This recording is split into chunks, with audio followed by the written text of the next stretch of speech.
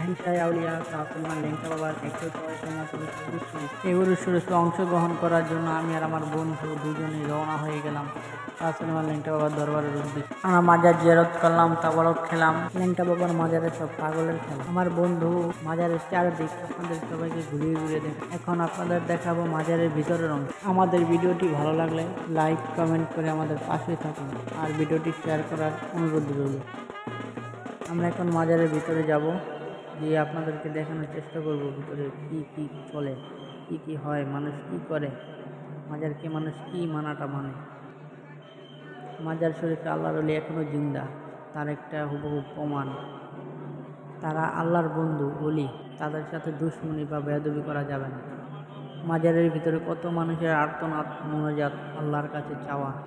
এই মানুষগুলো মহান আল্লাহ ওলিয়া উলিয়া রসিলায় সকলের মনের আশা মাকসুদগুলো যেন পূরণ করে দেয়, আমিন। সব কিছু দেওয়ার মালিক মহান আল্লাহ তাআলা, ওলি একজন উসিলা মাত্র। আল্লাহ তাআলা যেন আমার দয়াল নবীর উসিলায় সকলের মনের আশা মাকসুদগুলো পূরণ করেন, আমিন।